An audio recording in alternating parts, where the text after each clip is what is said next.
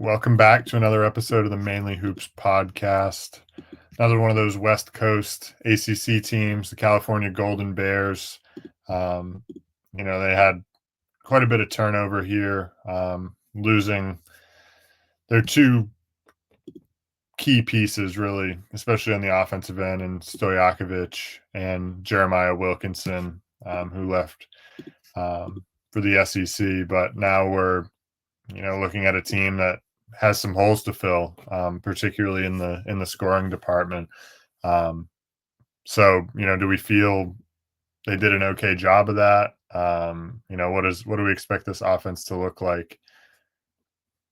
Yeah, I mean, one thing I will say is Mark Madsen is a pretty good accumulator of talent, of at least scoring talent. So I think again, he did a pretty decent job. It's a little bit harder for him now in this era of NIL, but I think ultimately, like he's trying to do the best with what he can, and he brought in he has some improved off-ball shooting, with the guys he brought in Chris Bell and John Campton, who are going to lead the way in that area. Coach Madsen didn't have many options in this aspect the last season, and Javon Blackshear was probably the guy that provided the most catch and shoot ability, and he shot it 34%. And besides that, I think it was pretty bleak in this area. Like Chris Bell, he has a 3-year track record of above average catch and shoot ability. He's a 37.9% career 3-point shooter, including a 42% mark in the 23-24 season at Syracuse. And, he showed that he has some upside in this area, some movement qualities, mostly just stationary catch and shoot. Not going to provide a bunch on the ball, but ultimately I think the spacing is really going to help. And a guy like John Camden, he really broke out last year at Delaware. Never really had like a super high usage at any other place, or just a super high volume of minutes anywhere he's played before. So he flourished in his 1 year at Delaware, and he shot it 43% from three on 219 attempts. Doesn't have like a hyper quick release, but he has an ability to knock it down and in different situations within an offense, like stationary, off screens, in the pick and pop game a little bit too. He's going to play the 4 for a decent amount of his minutes. So I do think the pick and pop game is open, and there's a little bit of off the bounce game with him as well. But ultimately it's going to be mostly catch and shoot ability. That's going to be the most translatable skills for both of these guys. Yeah, I mean, I think the main strength of this team is kind of like shooting depth, I guess. Like Camden shot at 43% last year. Chris Bell, good shooter for his career. Day-to-day Ames, low volume, but shot a high percentage last year. I think he was like almost 40% himself. I think even a guy maybe like Nolan Dorsey that shot at 36% last year coming over from Campbell, they brought in some shooting depth that should be able to provide at least some offense. I'm not sure, like in terms of off the bounce scoring and creation for these guys, how much of that is really there. But at least they have some guys, I think, that can put the ball in the bucket from behind the arc.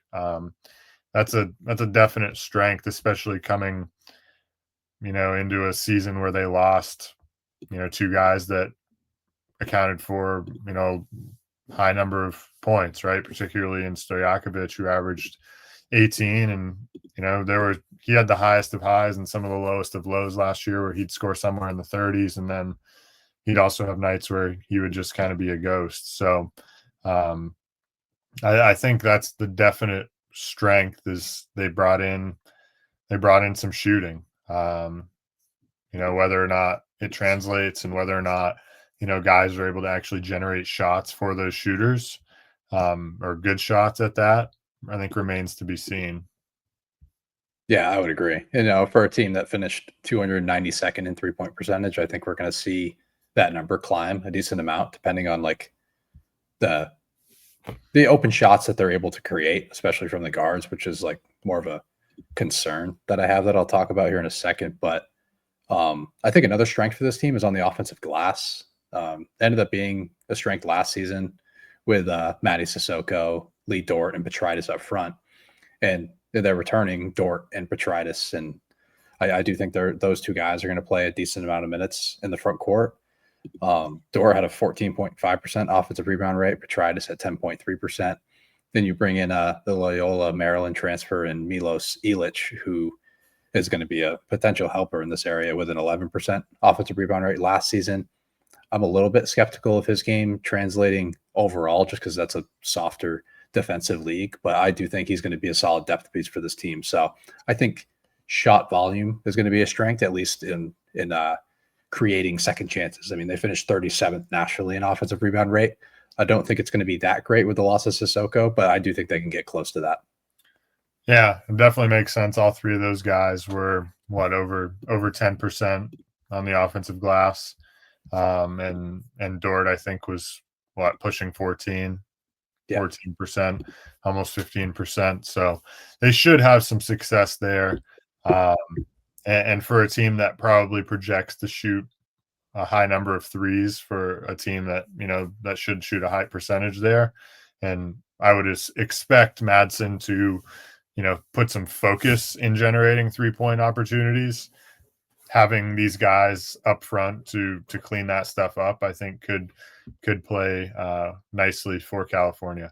Now, weaknesses on the offensive end. What are our thoughts here? Yeah, I mean, my main concern is who's creating all of the open looks for the off-ball shooters, which I mentioned a few minutes ago. But I think on-ball creation and scoring efficiency in that area is a concern. I do think they have options, but I think they have uncertain ones. Like a guy like Data Ames, who's coming from Virginia, was at K-State as a freshman. I like his game, but I don't. And he projects to be the starting point guard, but he has his deficiencies. He's solid in ball screens from a creativity standpoint. He has a quick first step, but he doesn't have the greatest passing vision, and he's a bit turnover prone, which he showed his freshman year at K-State. And in an offense at Virginia that emphasized taking care of the basketball, he improved there a little bit. But ultimately, if this team's going to play faster and he's going to have the ball in his hands and making decisions on the fly, I do project that number to go up a little bit more. I do see him as more of a secondary or backup creator as opposed to being the main handler for an offense. So that does create a concern for me. They have been another piece in DJ Campbell, who's probably going to start. He had a rough year last year, just to say the least. I think he's coming. Is he coming from Western Carolina? I think he was there 2 years ago. He struggled with efficiency. He shot it 23% from three, 34% from the field. He's very mid-range heavy. And even then, he wasn't all that efficient in that area. So for a smaller guard that can't really space the floor, I do have a concern with him, even in his second year of ACC level play. And there are some depth pieces. Justin Pippen, who might be able to create some offense. So there's a little bit of hidden upside in there as a shot creator. I'm not that high in his game personally. And obviously he made headlines from leaving Michigan in the middle of the tournament last year. What were they entering the Sweet 16? And he ended up entering the transfer portal, which, say what you will, but he had to find a new place to play next year because he wasn't going to play a role at Michigan. So yeah, I do have some concerns with who's going to create the open looks. I think Petritis is an interesting player. He had a super high assist rate at Air Force before coming to Cal. That was partially because of the Air Force offense, emphasizing ball movement and off-ball motion and stuff like that. But he showed a true passing ability and playmaking and just a creativity with the ball in his hands. So I think he might have to take on a little bit. Maybe a guy like Ilic as well, who was a post hub. But ultimately, I think it's a real concern is who's creating the offense for guys like Camden and Chris Bell. Yeah, I would definitely agree. I alluded to it a little bit also a few minutes ago. Just, who's other than, and like you said, Data Ames, who's struggled, particularly in against better competition, taking care of the basketball. He's played 22 top 50 games in his first 2 years, and he's 23% turnover rate in those games. So not exactly a great track record, opposed to, just a average of 18% assist rate in those games. So it is concerning who's generating the offense, because I don't see a ton of creation for himself in John Camden or Chris Bell. So I worry a little bit about that. Like those are guys that need to get shots, but I don't think they're going to be guys that you're going to you're going to have to I think you're going to have to scheme these guys open sometimes with, off ball motion and off ball screens to get them clean looks, and then hope that your guys up front that have high offensive rebound rates can clean it up and generate second opportunities. And then those guys can get much cleaner looks, on inside out threes. So, I worried quite a bit about who's going to generate those shots, like you said. I think it's going to have to be Madsen, on the chalkboard drawing things up that get these guys a lot more shots. Yeah, and ultimately, like this offense is just going to look way different than it did last year. Like it was predicated on all ball creation and pick and roll with Wilkinson and Stojakovic, but now I think it's going to be more predicated off of off ball motion, finding ways to get Camden and Bell open, and maybe getting out and running in transition a little bit more. Because like Madsen has had good shooting teams in the past, like at Utah Valley, he had a couple good shooting teams, so like he knows how to get shooters open. But ultimately, it's just going to be a little bit of a scheme change that he's going to have to adjust to in the ACC. Yeah. Now on the defensive end, what are our thoughts on the strengths of Cal's defense? I will say I think defensive rebounding is probably going to be the main strength, mostly just because of partly the scheme and partly because I do think they have like some front court depth, like with guys like Lee Dort, Petritis, Camden, and there's a few other pieces like down the board who can provide some, and like Elich as well, who was a solid defensive rebounder throughout his career. And Madsen teams have finished inside the top 150 nationally in defensive rebound rate, I believe every year that he's been a coach, and both seasons at Cal, obviously. And another thing, I just think there's a few underrated defensive talents on this roster, like a guy like Nolan Dorsey, who was the CAA Defensive Player of the Year. He plays with so much energy on the side of the ball and moves his feet extremely well. Is a much better lateral mover than like he's not a great athlete, but I just think his lateral movement is a real plus quality, along with like being able to force some turnovers as well. He had a 3% steal rate at Campbell. And then but Petritis is a good defender as well. I think he can defend on the perimeter. He's a solid recovery defender and can help this team on the glass. So I think he's a solid connector piece for this defense. And then I think DJ Campbell is a solid defender as well. He had a 2.2% steal rate, but I think he graded out as the top perimeter defender for Cal last season. And as poor as he was on the offensive end, I think he can make up for some of that on the defensive side of the ball. So I do think there are some more underrated talents on the side. I don't think it's like a good defense by any means, just because I think there's some depth issues in the front court from a rim protection standpoint. And I think there's wing uncertainty as well. But ultimately, I think there's some talents that got overlooked in the portal. Yeah. I think, like you said, I think defensive rebounding is going to have to be, and probably will be a strength of this team. I think the thing about Petritis is like whenever I watch Cal play, when it's like he plays so hard and he just kind of does, it seems like whatever needs to be done. He'll get on the floor for loose balls. He just plays hard and can kind of be like a Swiss Army knife in some ways. He obviously has his limitations, but within reason, he can do a lot of things. Dort, I think, is an intriguing piece as like a rim protector.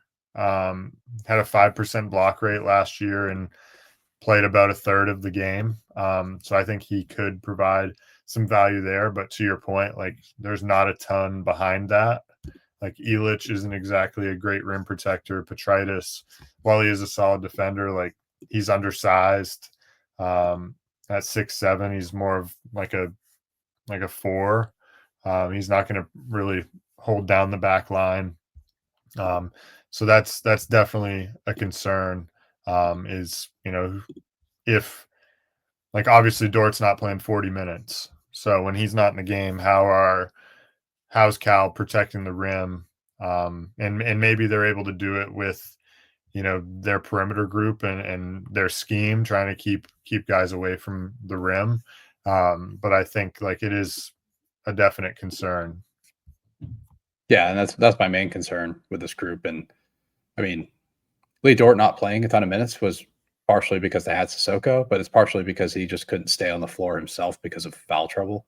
He averaged 6.4 fouls per 40 minutes, which is a pretty ridiculous number. And he hasn't really played much of a volume of minutes in the years prior. So not a ton of a sample size, but 6.4 fouls per 40 minutes is going to put a lot of pressure on the depth pieces. And there's not really any certain ones. There's a guy like Montes Kokonis who played 7.5 minutes per game at Florida Atlantic. And then a Georgia State transfer who, I mean, I'll be honest, I'm not even going to try to pronounce his name.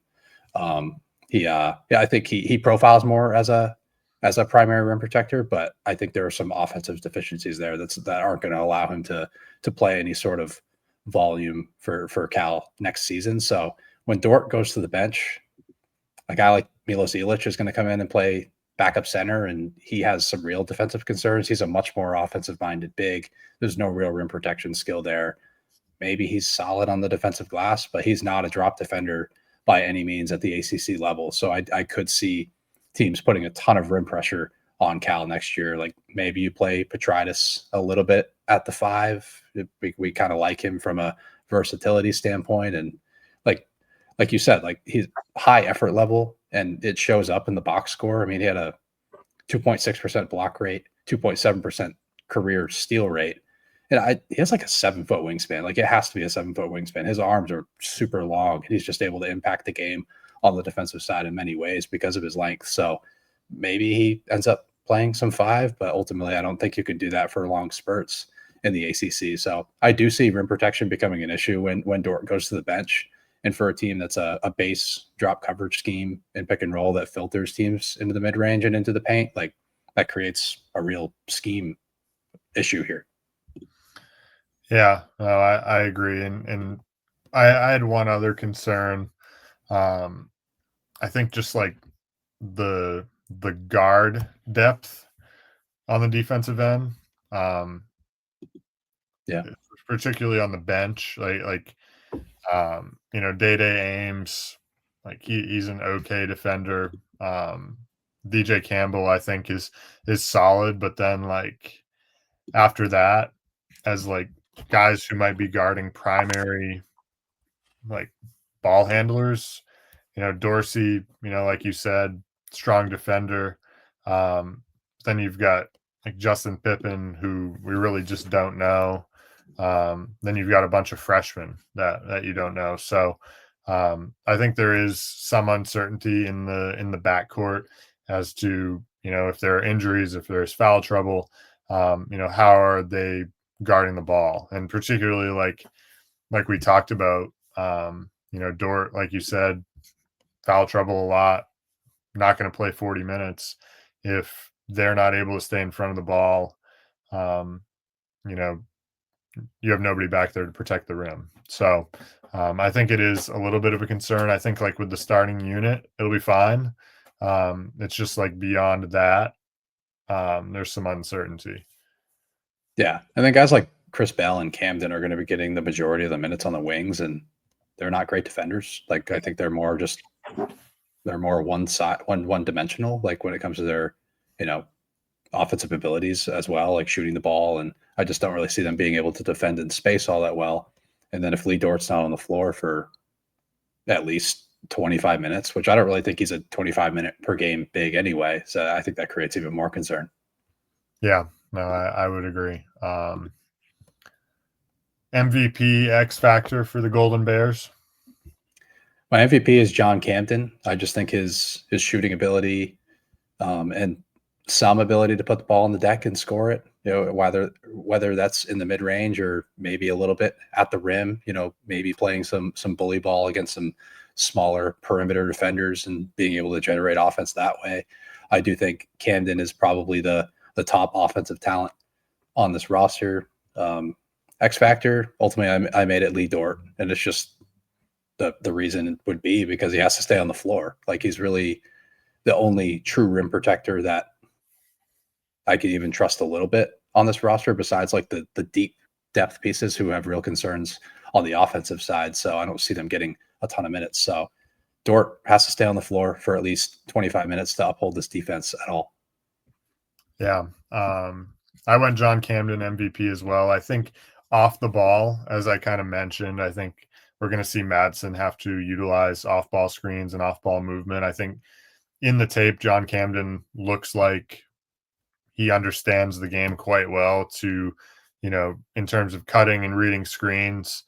So I think he provides maybe the most value on the offensive end from a shot making and just like cutting and reading defense perspective. I think ultimately like he ends up leading this team in scoring. And then the X factor I went with is Day Ames, and I think it's simply because he's their on ball creator and there's not really much else. So it's going to be incredibly important for him to take care of the basketball, one, and two, to generate good shots for others.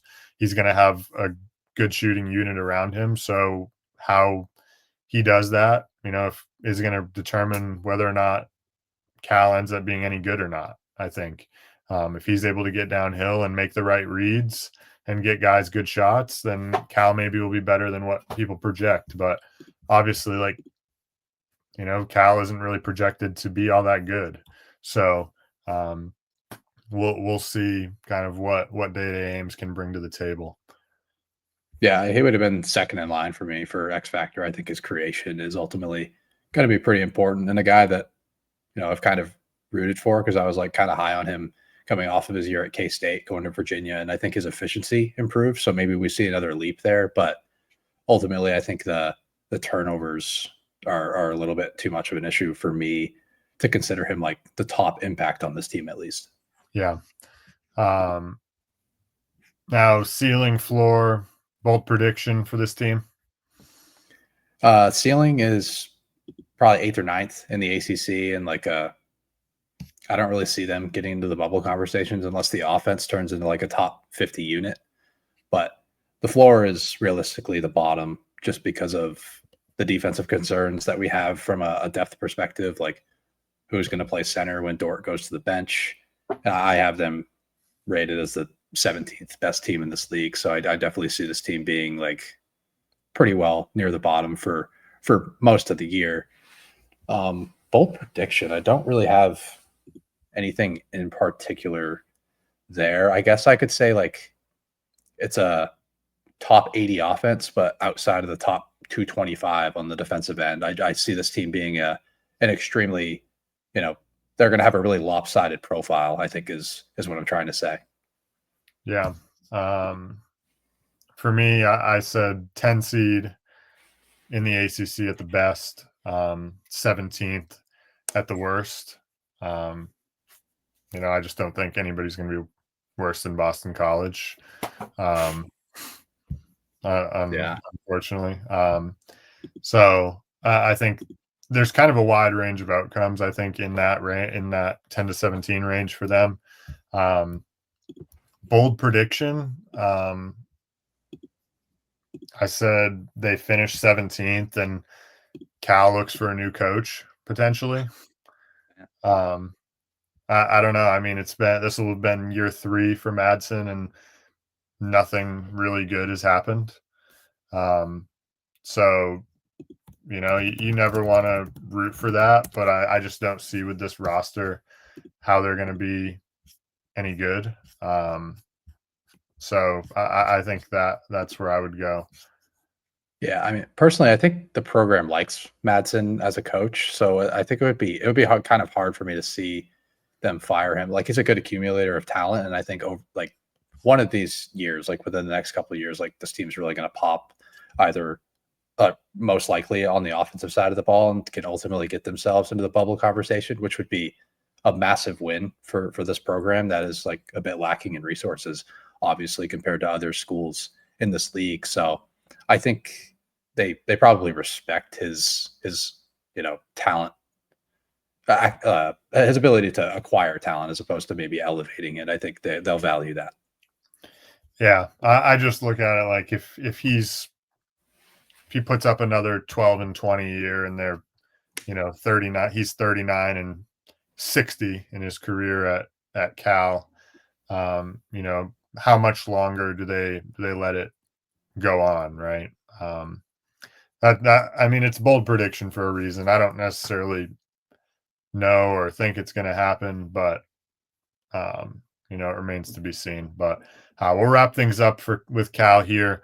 We'll see you next time on the Mainly Hoops podcast.